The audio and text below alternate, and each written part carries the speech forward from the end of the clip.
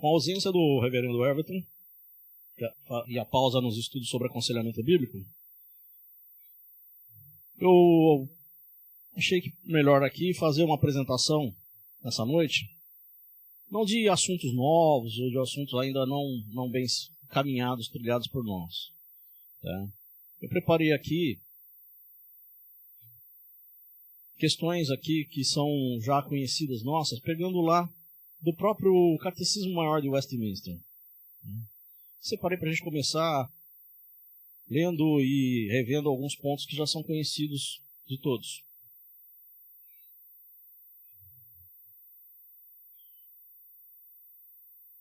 Claro que não peguei lá das 196 questões todas para a gente estudar agora, né? Só algumas.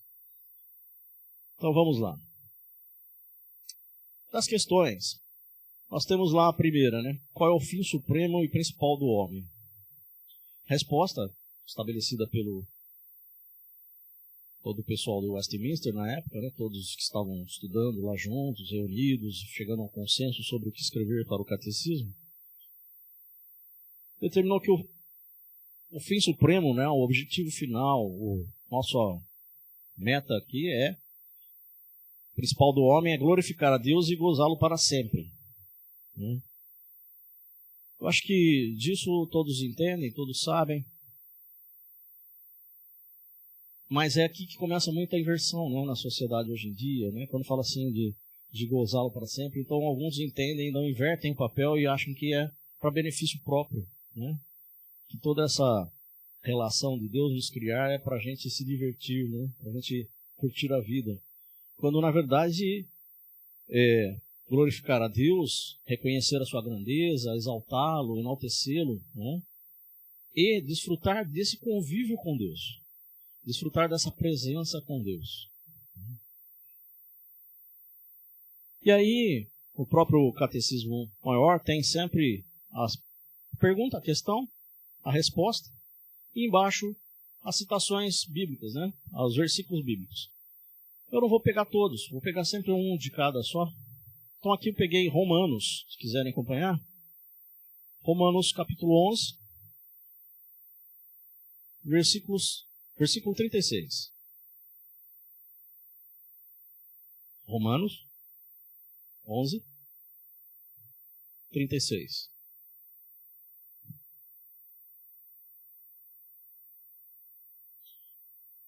Se eu porventura me confundir aqui e falar algum invertido, vocês me ajudem aí, tá? Diz a palavra: porque dele, e por meio dele, e para ele são todas as coisas. Então vemos aqui, né, uma fundamentação daquilo que foi dito ali em cima, que o fim supremo é glorificá-lo. Né? Tudo é por dele, que foram criadas, por meio dele e para ele, todas as coisas. Eu pensei aqui também a terceira questão, que é a palavra de Deus. A resposta também é ali, as Escrituras Sagradas, o Velho e o Novo Testamento, são a palavra de Deus, única regra de fé e prática. Estou tentando só a gente transportar o que está lá no nosso cotidiano. Né? Lembrando dos alertas, mais um momento prático aqui, né, de alerta e lembretes de como a gente é bombardeado no dia a dia. Né? Você vê que essa única regra de fé e prática, ela vem sempre sendo atacada, cada hora surge um conceito novo, uma pessoa que aparece falando que tem uma revelação nova, escreve um livro novo, né? Um conceito novo, tentando substituir ou sobrepor a palavra de Deus. Esses dias mesmo voltou à tona aquela questão do evangelho do Judas, né? Que acharam lá, tal, acharam mais um pedaço, comprovando que ele é antigo. Aí, último dia também, agora aqui recente, de novo, acharam mais um pedaço de um texto do do evangelho de um outro rapaz lá, do outro também lá, que se falava de Cristo criança. Viu essa daí, esses dias? E que comprovou que lá está escrito, que é para trás, encontraram o texto antigo, que é quase da época, e que comprova que Cristo era de um jeito diferente do que está nas Escrituras, né? De um jeito que não estava revelado, não estava lá associado dentro do que a gente conhece como a palavra de Deus. Então tem sempre esses ataques aí que a gente tem que estar atento, né? Seja por fake news de internet, seja por publicações, seja por livros antigos que a gente encontra, mas que não estão dentro da verdade, né? Atento ao que é a palavra de Deus e o que não é a palavra de Deus, que muitas vezes vem disfarçadas. Aqui eu peguei 2 Timóteo, capítulo 3, versículo 16. Um texto muito conhecido.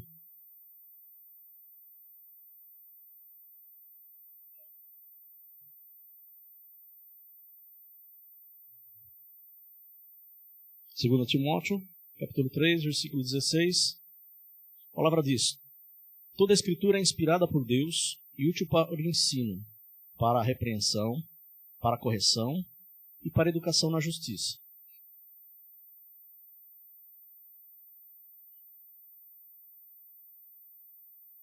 A velha questão de que a própria Bíblia explica a Bíblia e a compreensão dela nos faz entender melhor as Escrituras, né?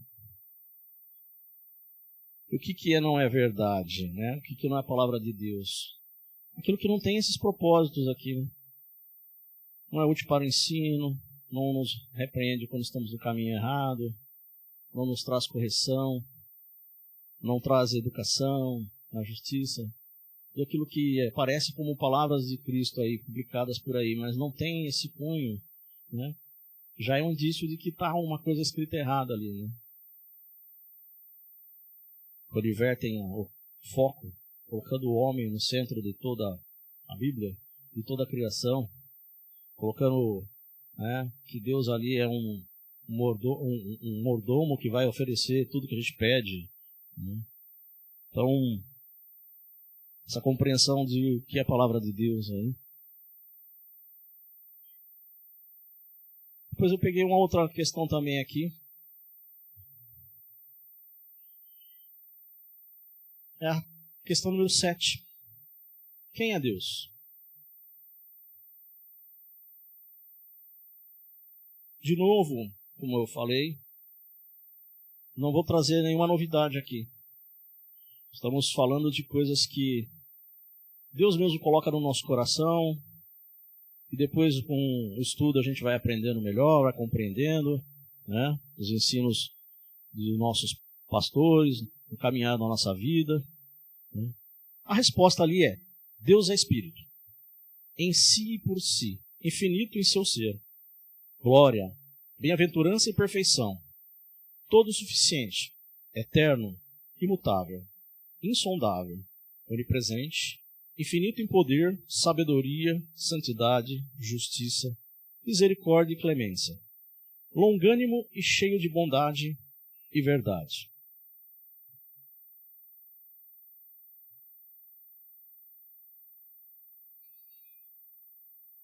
Dali também das citações, eu pensei ali a João 4, versículo 24.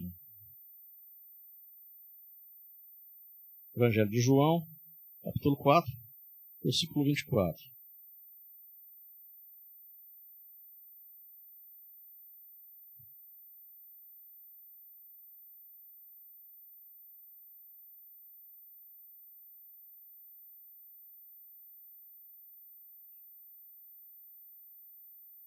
Deus é Espírito, e importa que seus adoradores o adorem em espírito e em verdade.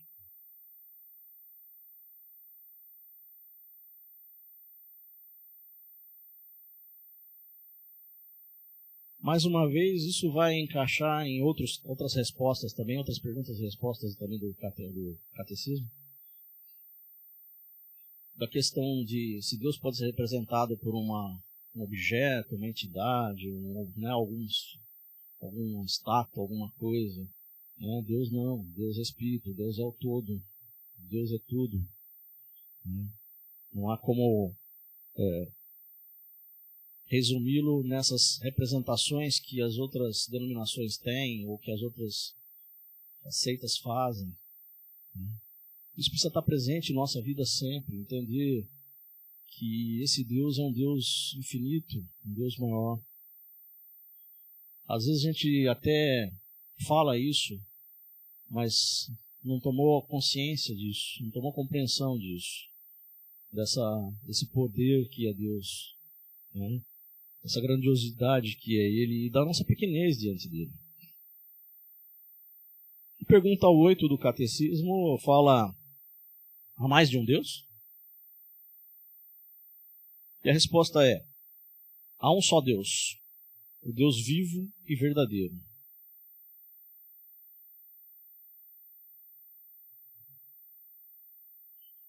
Somos bombardeados de que tudo leva a um Deus, ou de que cada um tem um Deus do seu coração. Eu participei de um grupo assim, um grupo de estudo, em que se falava o Deus do seu coração. E cada um então não entrava em atrito, né, porque cada um entendia o seu Deus. Não era um grupo para estudo de Bíblia, não, mas era um grupo que se reunia e pensava dessa forma: todo mundo tem o seu Deus individual. É errado, né? Isso é totalmente fora do que a Bíblia diz. Só há um Deus, né? Em todo o tempo, único, verdadeiro, vivo. Temos em Deuteronômio 6, versículo 4.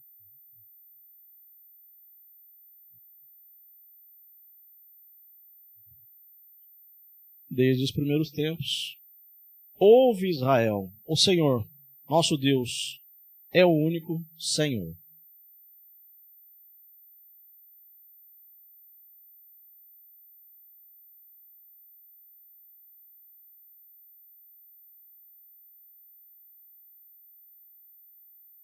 A questão seguinte, só um parênteses, eu não sei quantos irmãos têm o catecismo, ou ele físico, impresso, né, comprado, ou baixado da internet impresso, ou se tem ele digital, alguma coisa assim. Na biblioteca digital da IPRA, então, site da IPRA / biblioteca lá, você tem como baixar. Tá? E aí, dá para estudar com mais detalhes as 196 perguntas ali que estão ali. O que é bom a gente lembrar. Às vezes a gente faz, principalmente... Eu até que sou recente, né? Eu fiz a minha conversão, minha profissão de fé em 31 de dezembro de 2017. Então eu tenho uma obrigação de estar com isso na cabeça, né? Foi pouco tempo atrás que eu estudei para compreender melhor a igreja antes de fazer a profissão de fé. Mas a gente às vezes lê isso daqui no começo da nossa vida cristã, há 20, 30 anos atrás, depois esquece de dar uma folheada, dar uma olhada lá, voltar às leituras, sempre para a gente relembrar desses princípios. Então, aproveitando esse dia aqui, a gente acabou fazendo esse estudo. A questão: quantas pessoas há na divindade? É a pergunta 9 do catecismo. Há 3 pessoas da divindade: o Pai, o Filho e o Espírito Santo. Estas 3 pessoas são um só, Deus verdadeiro e eterno, da mesma substância, iguais em poder e glória, embora distintas pelas suas propriedades pessoais. Também, a questão que todos compreendem, mas compreendemos mesmo? Compreendemos a fundo isso? Somente 3 pessoas na divindade? Não mais. não outros penduricalhos ali, outras entidades coladas ali que possam estar nos atendendo. A gente acaba esquecendo do dia a dia e acaba orando para outros deuses, orando, pedindo socorro para outras entidades. Sei que não, cristão. Obviamente, já balançou a cabeça e falou, não, eu não. Sim, esse é o objetivo, nós não fazermos isso. Quem não faz, graças a Deus, aleluia. Quem às vezes, por algum motivo, numa emergência, numa situação, eu falo porque eu vi esses dias pessoas também que se diz crente em Deus, numa emergência, num desespero, aparecendo um terreiro de outro lugar, pedindo socorro porque estava desesperado. Então a gente precisa estar, se a gente já está firme na fé, graças a Deus, mas sempre tem alguém perto da gente que ainda não tem essa força, que pode ser que a gente possa influenciá-lo. E onde é que a gente tem esses instrumentos? Palavra de Deus, na Bíblia. Sim. E onde a gente tem isso resumido de forma mais sintetizada? No catecismo. Né? Às vezes uma leitura sintetizada assim pode ser o start para uma pessoa que está se perdendo, está indo para o caminho errado.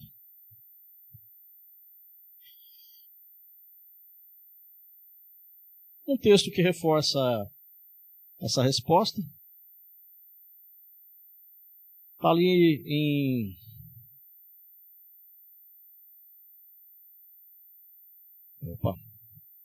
Mateus capítulo 3, versículos 16 e 17.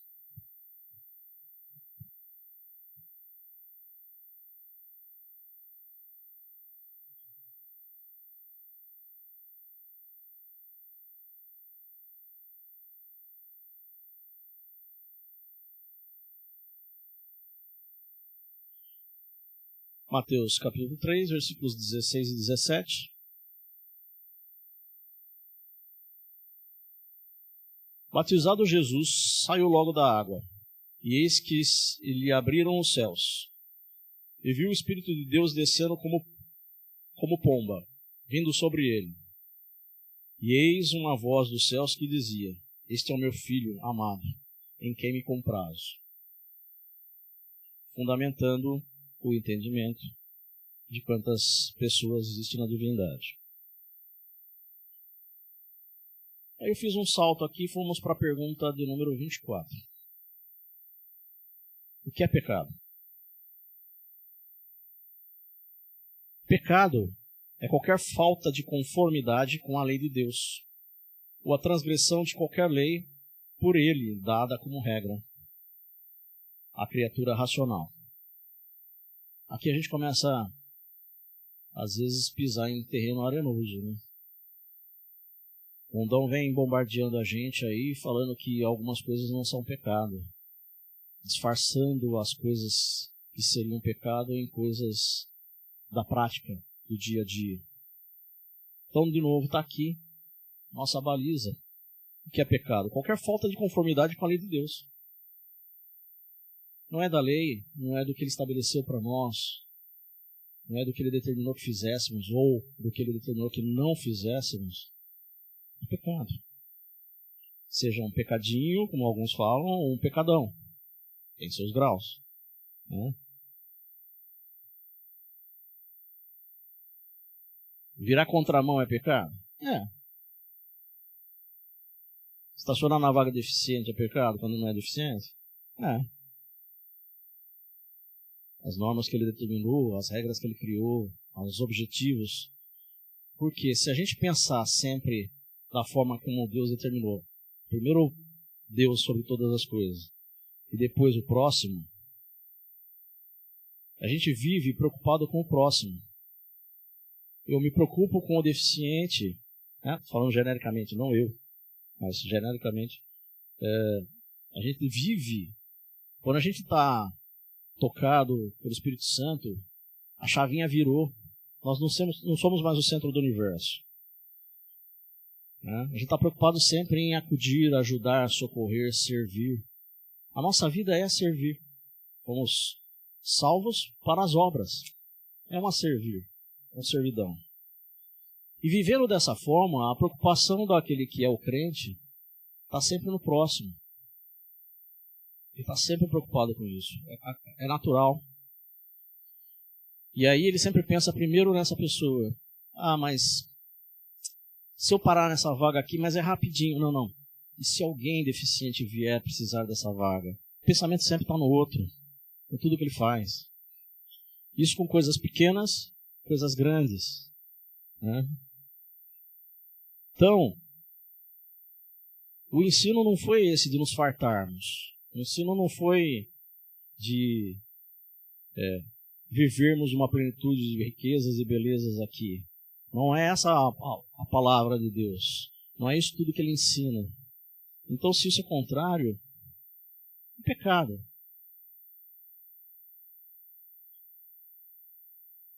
Peguei ali a citaçãozinha de Romanos, capítulo 3, versículo 23.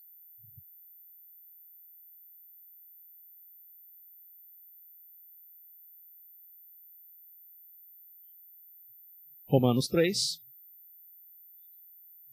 versículo 23.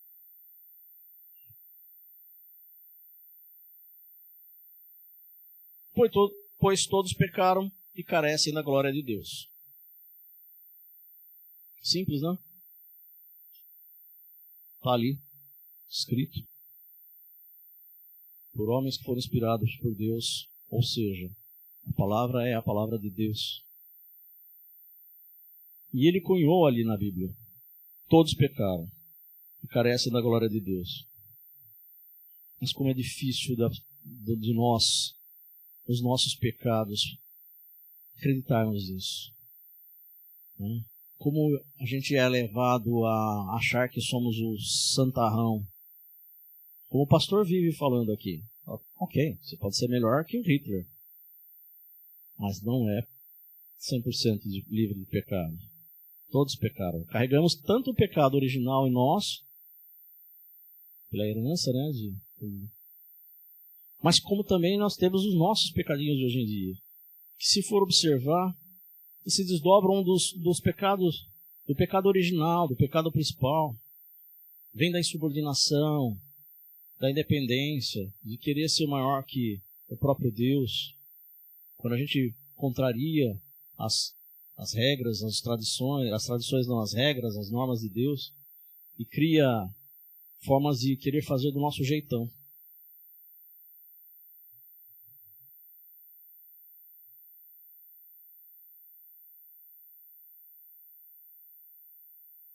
Demos mais um salto aqui. Do 24, a questão 24, nós vamos para a questão 61.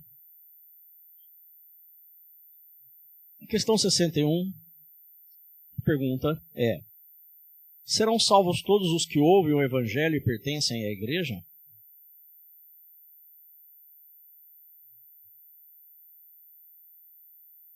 E a resposta é: nem todos os que ouvem o Evangelho e pertencem à igreja visível serão salvos, mas unicamente aqueles que são membros verdadeiros da igreja invisível.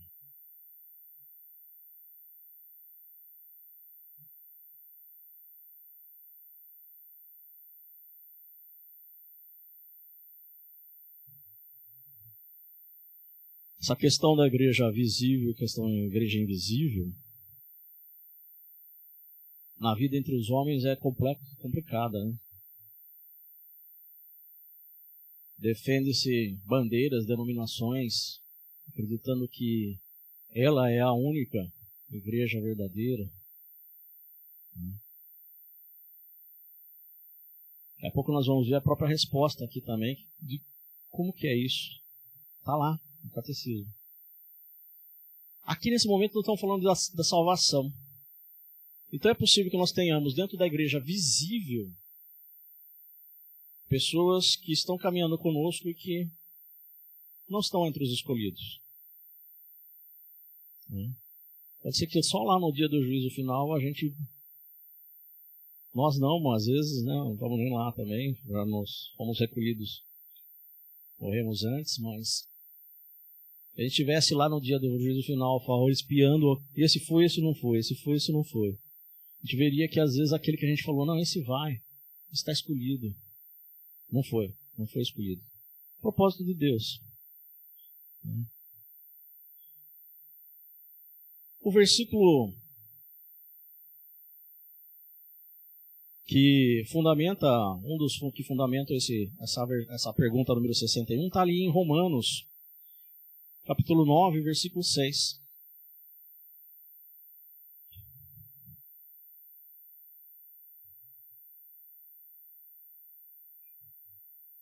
Romanos 9, versículo 6.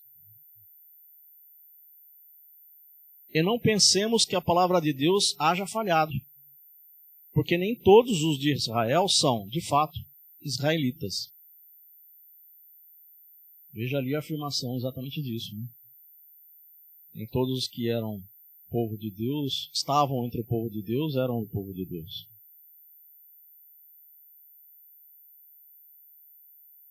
Inevitável que a gente também fale da pergunta número 62, que é a igreja visível?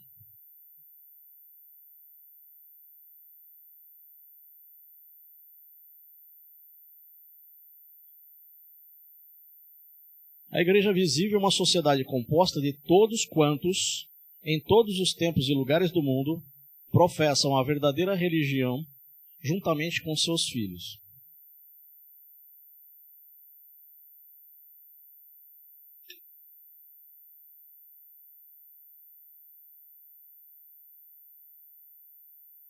Então aqui nós estamos falando da igreja visível. Né?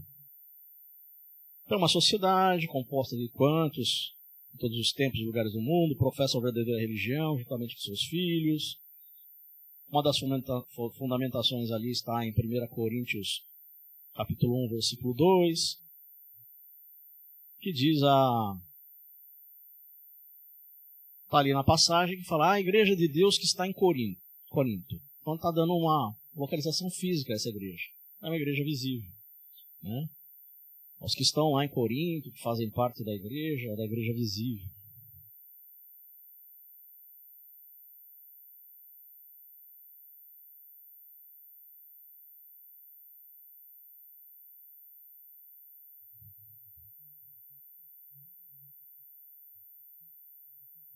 Aqui nós já estamos chegando mais próximos, né?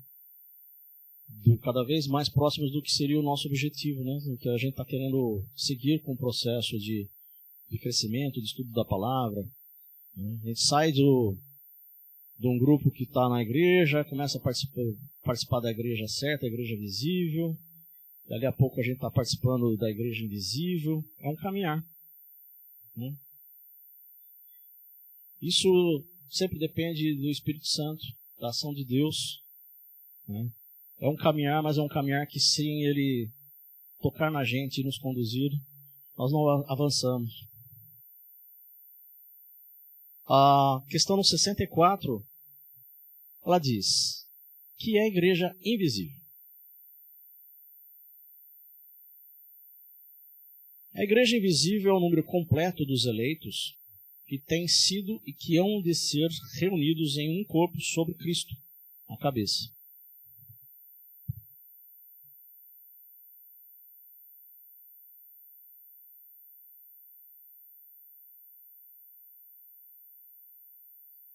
O versículo que eu cito aqui, entre alguns outros, está em Efésios, capítulo 1, versículo 10.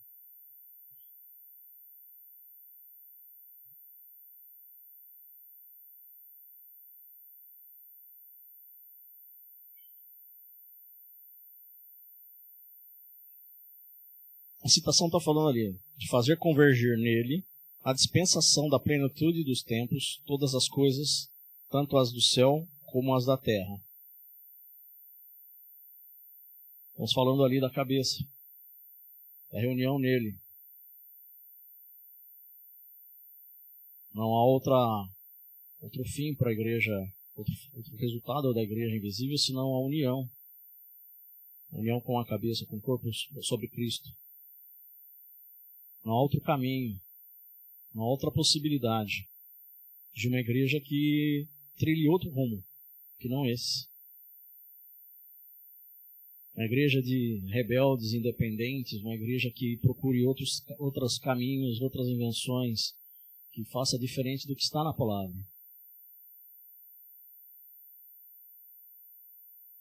Essa é a verdadeira igreja. A igreja de Cristo. A igreja invisível. E o caminho é santificação, que está lá na pergunta 75. Santificação é a obra da graça de Deus pela qual Deus escolheu, antes da fundação do mundo, para serem santos, são nesta vida, pela poderosa operação do seu Espírito, aplicando a morte e a ressurreição de Cristo, renovados no homem interior, segundo a imagem de Deus, tendo os germes do arrependimento que conduz à vida e de todas as outras graças salvadoras implantadas em seus corações. Estava falando agora há pouco. Sem a determinação de Deus de antemão, por mais persistente que alguém seja, se isso fosse possível sem a participação de Deus, não chega ao processo de santificação, não chega ao caminho.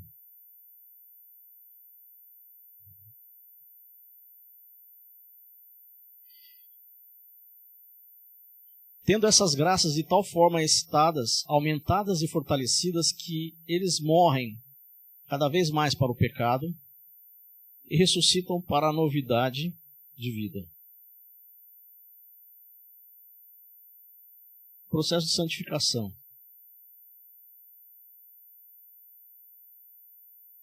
É um caminhar. Né? A gente sempre usa essa figura, caminhar, correr, como Paulo fala. Né?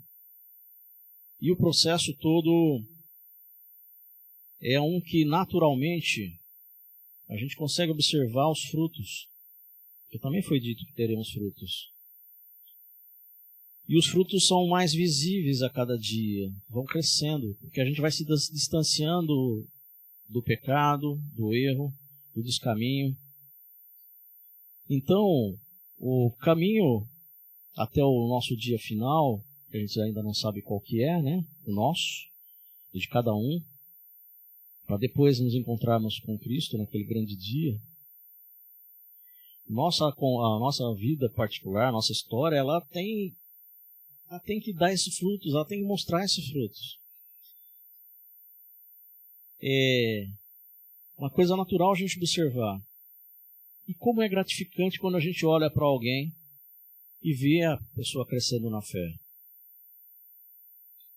Na igreja nós temos muitos casos assim.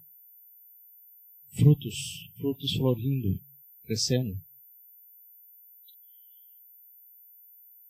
Pessoas que estão num caminhar. Deus sabe se ela vai continuar até o último dia ou não. Nós torcemos que sim, oramos para que continue na fé.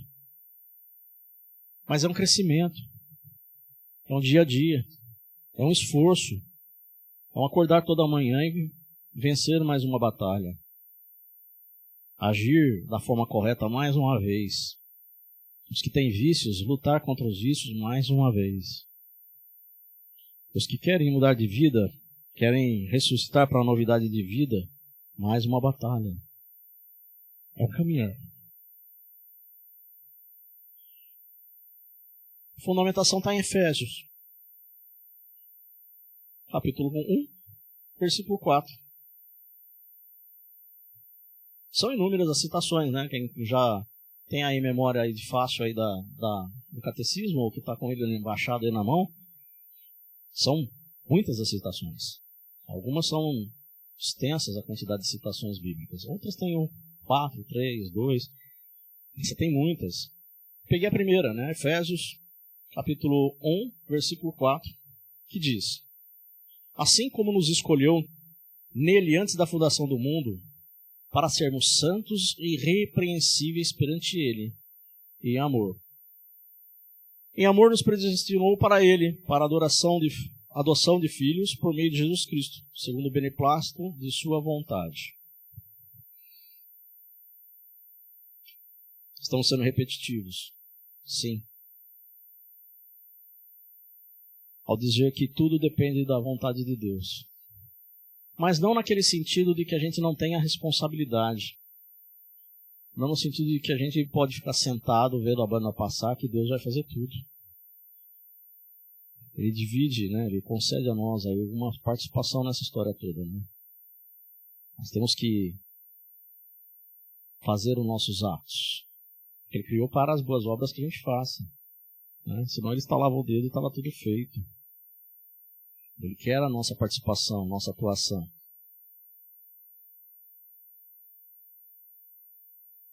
Fiz mais um salto aqui e fui para a pergunta número 89. O que sucederá aos ímpios no dia do juízo?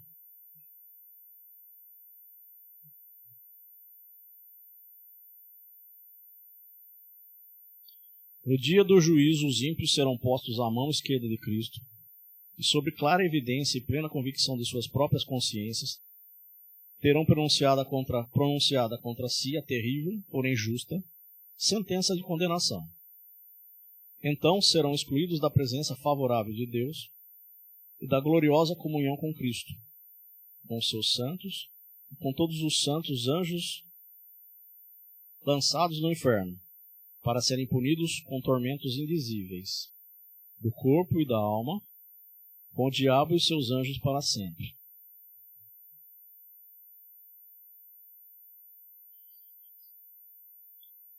Algumas das maiores aberrações, besteiras e pecados que os homens estão cometendo, cometem porque não entendem isso aqui, né?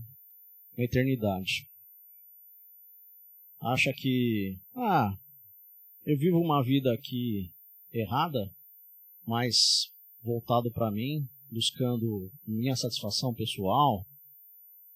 Como a gente vê tantos casos aí do rapaz que dá o golpe de 5 milhões na internet, porque ele não tem consciência do que é uma eternidade de sofrimento, de condenação, né? Estar com o diabo e os seus anjos para sempre. Está achando que lá vai ter coisas boas, lá maravilhosas. Não vai ser isso. Começar pela própria privação de estar com Deus. Que está escrito ali, né? Serão excluídos da presença favorável de Deus e da gloriosa comunhão com Cristo. Que está naquela pergunta 1. Quando a gente falou de gozo, gozar da presença de Deus, né? Qual é o nosso benefício? O nosso benefício está lá, estar com Deus. Essa presença, dessa força, dessa energia, desse poder, né? Do Deus que nos criou. Estar lá com Ele. Só isso bastaria para o cristão. Ele não vai esperar nem galardão, que tem, e nem vai esperar a interpretação literal do cama de ouro. Só a presença de Deus já é suficiente para ele estar feliz. E aí o cara não tem a consciência do que é a ausência disso. E aí ele faz essas atrocidades todas. Cabe a nós levarmos a palavra a todos que ainda não conhecem. Mas está pregado em todo canto, todo lugar. A internet também fala, livros falam, filmes falam. Às vezes Deus determinou que um de nós é que falando num determinado dia com uma determinada pessoa, a ação do Espírito Santo vai tocá-la e ela então vai compreender e começar a caminhar no caminho correto.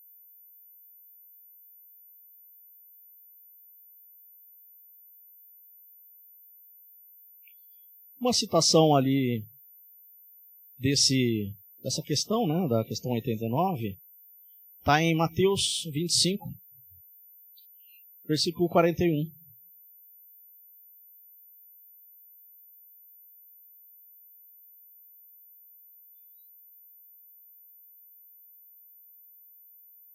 Opa. Sim. O Roberto pegou a primeira citaçãozinha ali do catecismo e está falando para mim que é 25:23. Eu mudei a regrinha. Ao invés de eu pegar a primeira aqui, eu peguei a quarta. Tá? Então é realmente 25:41. A 25:41 vai nos dizer assim, a palavra de Deus. Então, o rei dirá também aos que estiverem à sua esquerda: Apartai-vos de mim, malditos, para o fogo eterno, preparado para o diabo e seus anjos. A fundamentaçãozinha, né, que a gente encontra a palavra lá, do que foi sintetizado ali no catecismo. Um trabalho extenso, maravilhoso, de sintetizar em poucas palavras o que tinha na Bíblia como uma linha mestra de entendimento, de ensino para as pessoas que estão conhecendo a igreja. Né? É o catecismo. Um belo trabalho, muito bonito. Né? Extenso, exaustivo. Chegar a consenso entre cabeças pensantes não foi uma tarefa fácil. E está ali à nossa disposição, como uma ferramenta também.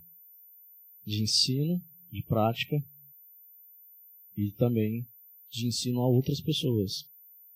De evangelismo também.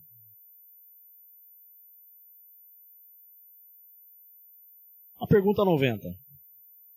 Em contraponto ao que a gente acabou de falar, o que sucederá aos justos no dia do juízo? No dia do juízo, os justos, sendo arrebatados para encontrar a Cristo nas nuvens, serão postas à sua destra e ali, abertamente, reconhecidos e justificados, se unirão com ele para julgar os réprobos, anjos e homens, e serão recebidos no céu, onde serão plenamente e para sempre libertados de todo pecado e miséria, cheio de gozos inefáveis, feitos perfeitamente santos e felizes, no corpo e na alma, na companhia de inumeráveis santos e anjos, mas especialmente na imediata visão e fruição de Deus o Pai, do nosso Senhor Jesus Cristo e do Espírito Santo, por toda a eternidade. É essa a perfeita e plena comunhão de que os membros da Igreja invisível gozarão com Cristo em glória, na ressurreição e no dia do juízo.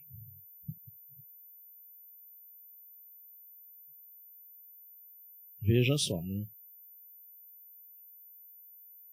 Alguns não conhecem nem o significado das palavras. Alguns, às vezes, estão se perdendo, parece brincadeira, por desconhecer palavras aqui. Fruição, gozo, né? Uma simples explicação, uma linguagem da pessoa, ela começa, não é isso que queria dizer. Claro que não é simples assim, só a questão da palavra. Mas a palavra é um instrumento, né? Ela começa a compreender quando a gente começa a explicar, se dedicar a explicar na linguagem dela o que ela não conhece. Depois vai trazendo, vai crescendo.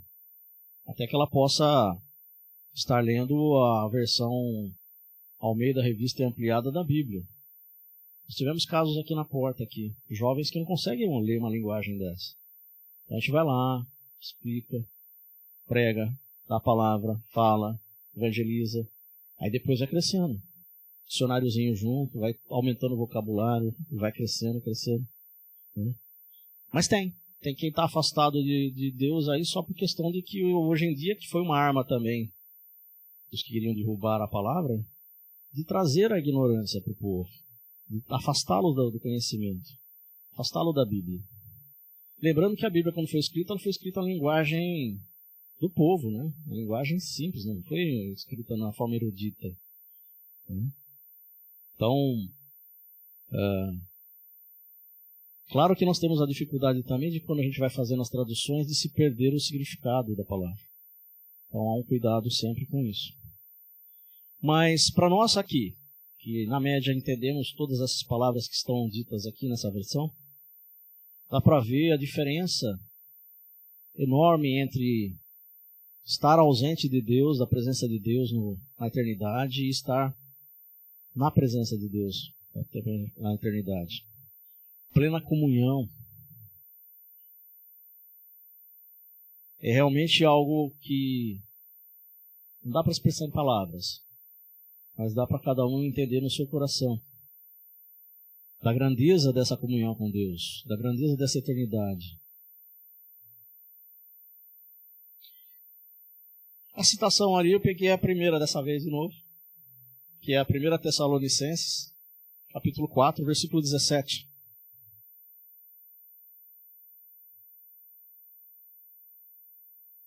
Tessalonicenses, 4:17.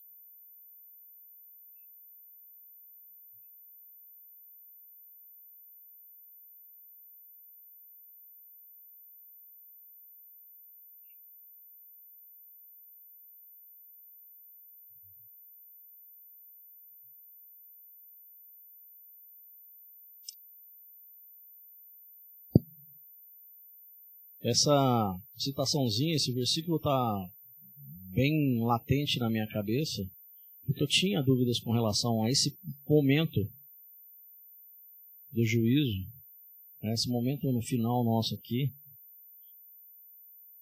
Tem aquelas confusões que passam por todos os lados sobre arrebatamento, e aí, quando eu entendi, travou bastante fundo no meu coração. Eu acho a passagem, como toda a Bíblia, mas essa para mim marcou. Depois nós, os vivos, os que ficarmos, seremos arrebatados juntamente com ele, entre nuvens, para o encontro do Senhor nos ares, e assim estaremos para sempre com o Senhor.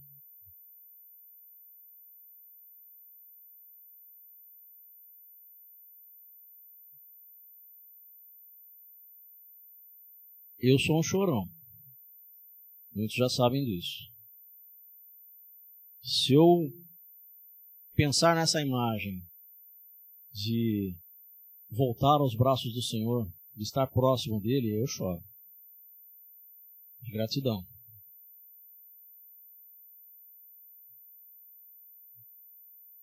De felicidade. Acho que não há nada maior do que isso, né? Pergunta seguinte: qual é o dever que Deus requer do homem?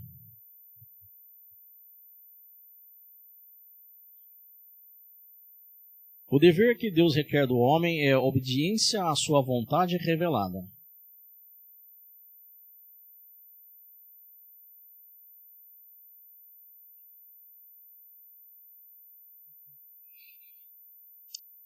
O versículo que eu utilizei ali, Deuteronômio 29:29.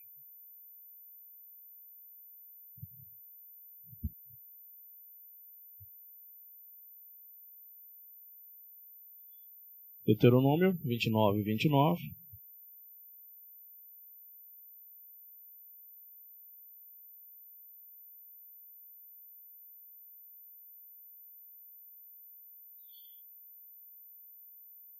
As coisas encobertas pertencem ao Senhor, nosso Deus.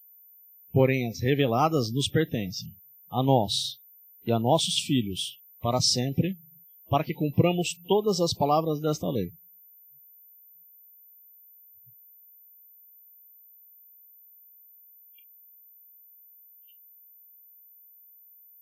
Rebeldia e obediência. Mais uma vez, se não todos, a maior parte dos pecados, se não todos, que nós cometemos hoje em dia, está ligados à rebeldia e obediência. Se a gente voltar a um denominador comum ali, se a gente for extraindo, voltando, né, questões que a gente tem familiares, questões que a gente tem com vizinhos, questões que a gente tem no trabalho, questões que a gente tem com os irmãos da igreja, às vezes se a gente reduzir a origem ali, está ali, na questão de rebeldia e obediência às leis de Deus. Como seria fácil resolver se o que está errado, ou os dois cedessem ali para achar o que é certo e caminhar juntos. Mas o nosso coração não é assim. Mas é o meu dever. O dever nosso é obediência. A vontade que ele determinou. Então, mais uma vez, é uma luta entre o nosso desejo e o desejo de Deus. Que não deveria nem existir essa luta, né? Deveria ser a vontade dele e ponto final. Mas nós somos caídos, somos pecadores. Somos fruto da própria desobediência.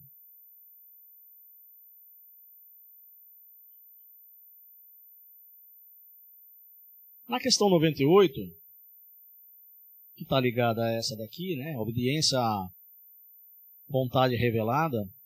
Então, onde se acha a lei moral resumidamente compreendida? Onde está sintetizada, resumida os mandamentos, né? Ali, a lei moral acha-se resumidamente compreendida nos 10 mandamentos, que foram dados pela voz de Deus no Monte Sinai e por ele escritos em 2 tábuas de pedra. Estão registrados no capítulo 20 do Êxodo. Os 4 primeiros mandamentos contêm os nossos deveres para com Deus. E os outros 6, os nossos deveres para com o homem. 10 mandamentos, Antigo Testamento, deveres para com Deus e para com o homem. Cristo vem e dá novo mandamento para Deus e para o homem, para o próximo.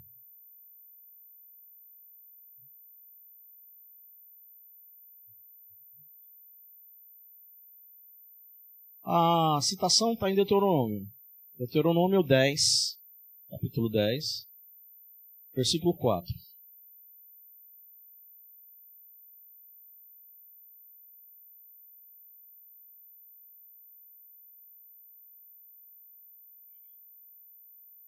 Então, escreveu o Senhor nas tábuas, segundo a primeira escritura, os 10 mandamentos que ele vos falara no dia da congregação, no monte, no meio do fogo. E o Senhor mas deu a mim. Então está ali o texto bíblico que deu origem depois a essa sintetização ali da perguntinha de número 98. Perguntinha, quando eu falo, é um jeito carinhoso de eu falar. Tá? Não estou desmerecendo com o Inha, não. Tá? Pergunta que eu já fui questionado sobre isso outro dia. No meu entendimento, quando eu falo Inha, é uma coisinha assim, muito próxima. Tá íntimo. Tá? Mas pode parecer que está, às vezes, menosprezando, né? Perguntinha. Não, perguntou, né? Uma bela de uma pergunta. Mas, na minha interpretação, seria uma coisa assim, mais íntima, assim, por isso que perguntinha. Aquela perguntinha, né? Então, só esclarecendo, quando eu ponho o Inha nas palavras aí, não estou menosprezando, né?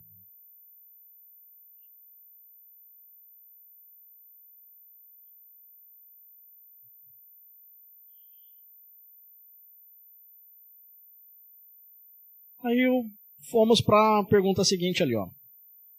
Vamos falar dela aqui. Pergunta 99 do Catecismo.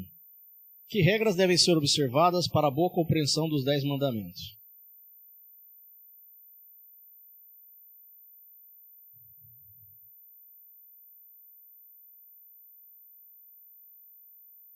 Para a boa compreensão nos 10 mandamentos, as seguintes regras devem ser observadas.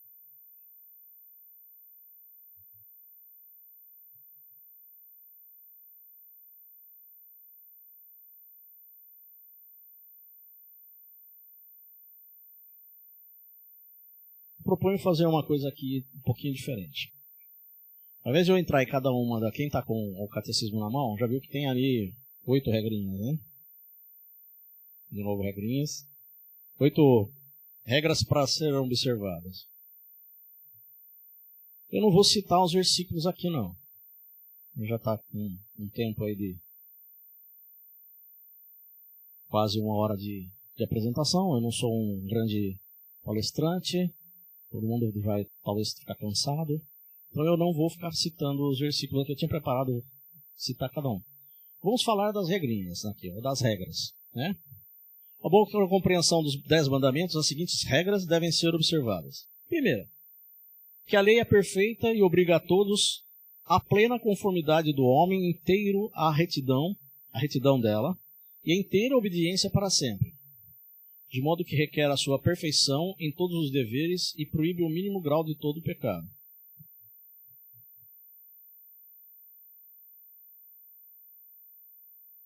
Então, aquilo que a gente já viu nos estudos nossos, né? Que a lei ela é perfeita, obriga todos à plena conformidade, a gente deve seguir, deve fazer, né?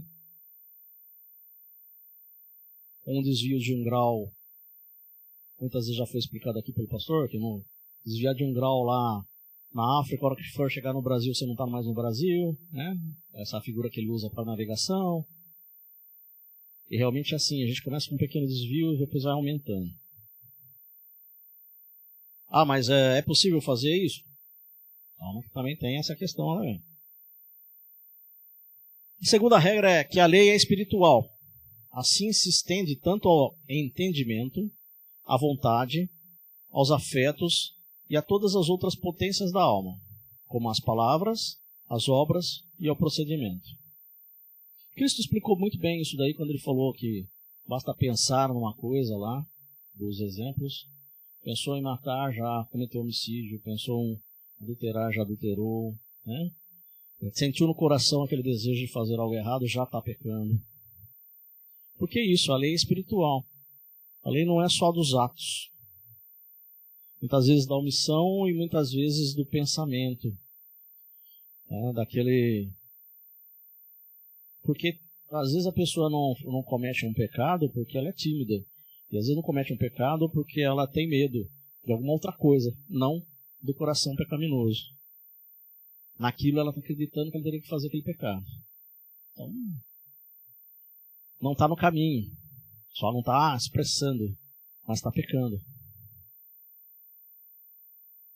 A terceira regra é que uma e a mesma coisa, em respeitos diversos, é exigida ou proibida em diversos mandamentos. Isso a gente já viu também ao longo dos nossos estudos, nosso caminhar, né? O que é proibido no Antigo Testamento é proibido no Novo Testamento, o que é proibido num determinado lugar é proibido em outro lugar, o que é determinado para um é outro, né? E não há conflito entre as palavras que estão na Bíblia. E aí aparecem alguns livros aí dizendo que são achados bíblicos que conflitam com isso. Contrariam essa harmonia que existe na Bíblia. Em que não há um conflito de um mandamento em um lugar, com outro mandamento em outro, uma regra em algum lugar e uma regra em outro.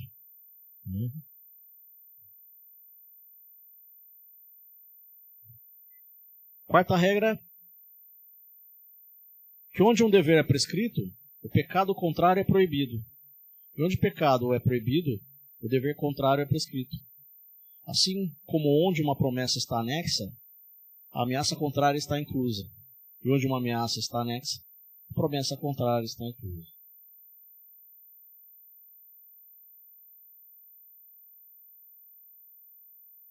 Citações ali tem Isaías, Mateus, Efésios, Êxodo, Provérbios, né? Que mostra essa situação. Tem lá um trecho falando do que deve ser feito, depois o que não deve ser feito, o que é visto com bons olhos por Deus e o que é abominável, o que o Deus não gosta, não quer que faça. Então, em tese, é autoexplicativo.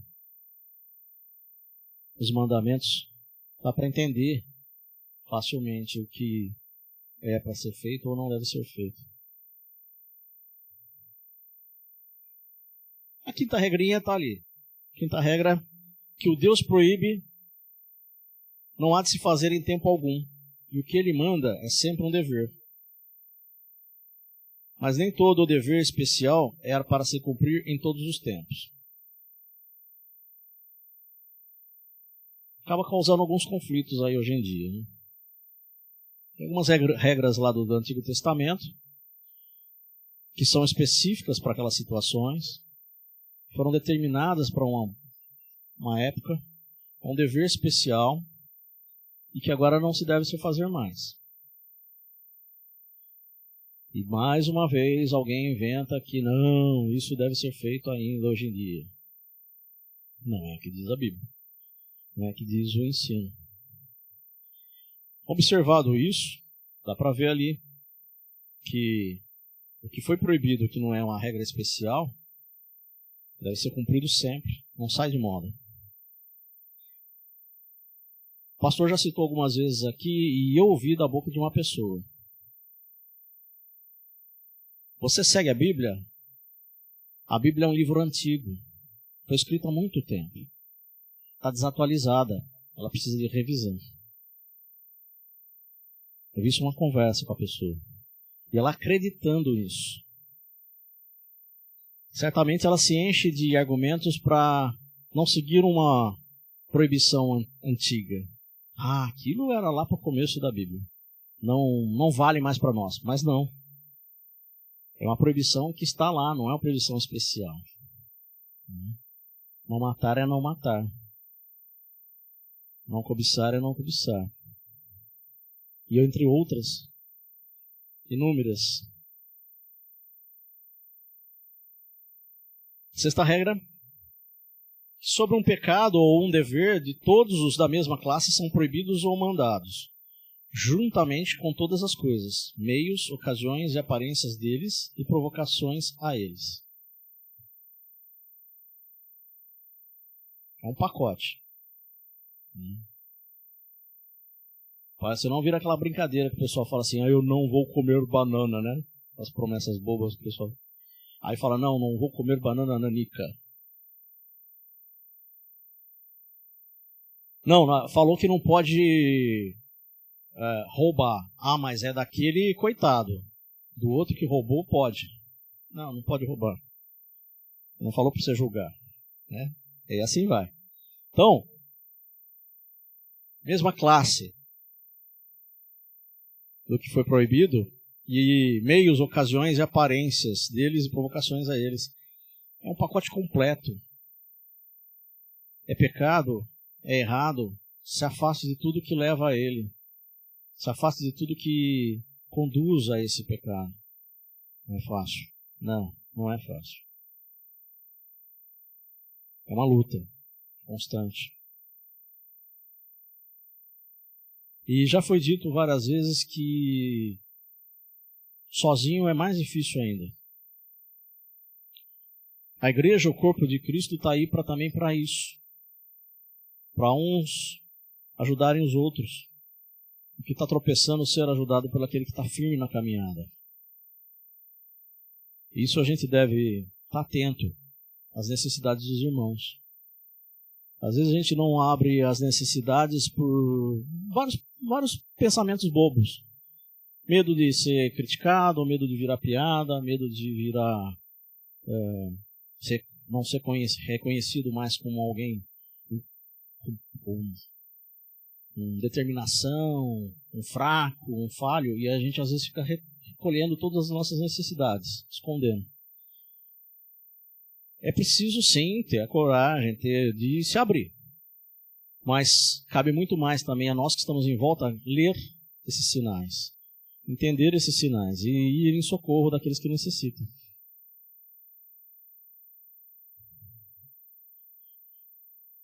Nos exercícios práticos de aconselhamento, nós vamos ver alguns desses sinais.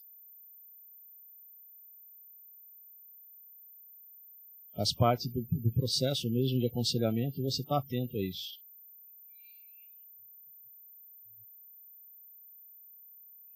Regra 7. Que aquilo que nos é proibido ou mandado, temos a obrigação, segundo o lugar que ocupamos, de procurar que seja evitado ou cumprido por outro segundo o dever das suas posições. Que regrinha, hein, sobre os mandamentos, hein? Essa nos pega pelo pé.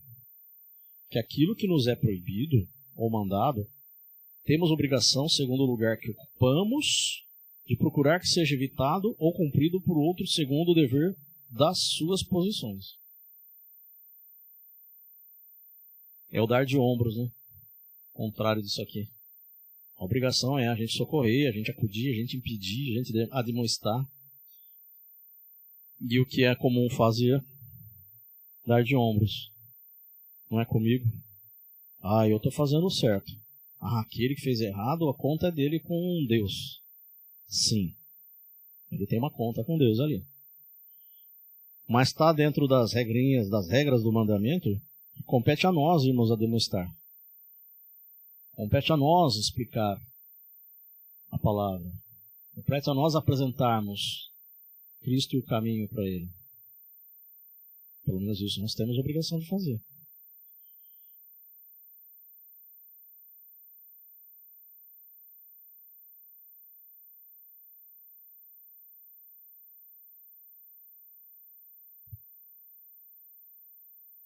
Bom,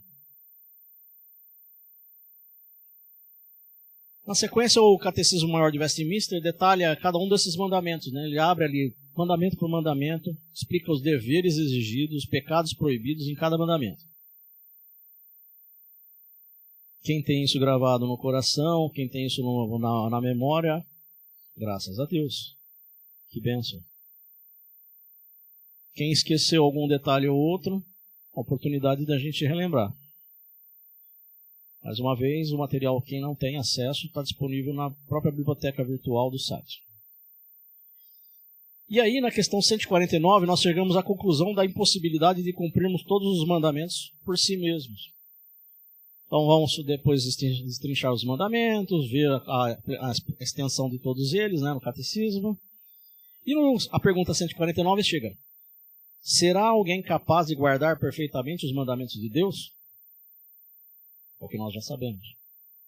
Estamos relembrando, reforçando, e para quem estiver na internet que não conhece, que hoje é o primeiro momento que estiver vendo, uma grande oportunidade de conhecer.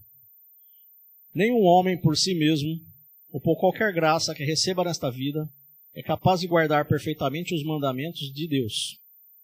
Mas, diariamente, os viola por pensamentos, palavras e obras.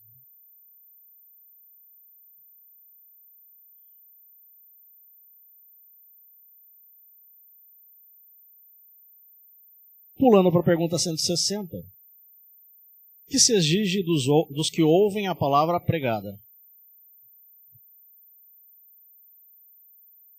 Exige-se dos que ouvem a palavra pregada que atendam a ela com diligência, preparação e oração. Que comparem com as Escrituras aquilo que ouvem. Que recebam a verdade com fé, amor, mansidão e prontidão de espírito.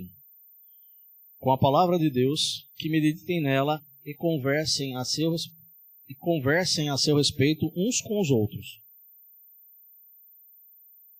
Que as escondam nos seus corações e produzam os devidos frutos em suas vidas.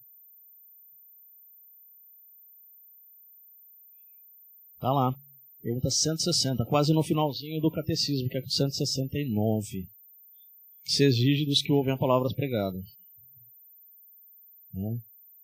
Receber essa palavra, cuidar da palavra, compreender essa palavra, conhecer a verdade, conversar, apresentar um para os outros, discutir ela com os outros. Às vezes esse bate-bola que a gente fala hoje em dia, essa conversa simples com o irmão, tira as dúvidas e dá o entendimento de coisas que às vezes ele não tinha entendido, ou nós não tínhamos entendido. Interpretações que estavam sendo feitas erradas, entendimentos errados. E aí, em uma conversa dessa, se abre o entendimento também. Porque o Espírito Santo estava determinado a fazer naquele momento.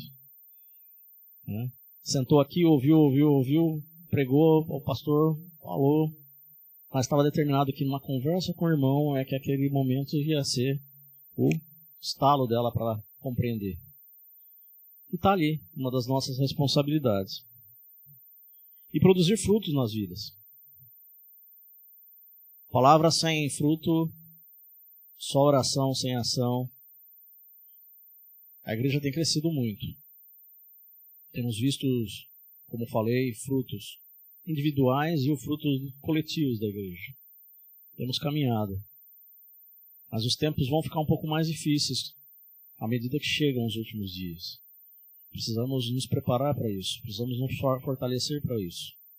Precisamos estar mais solidificados como corpo.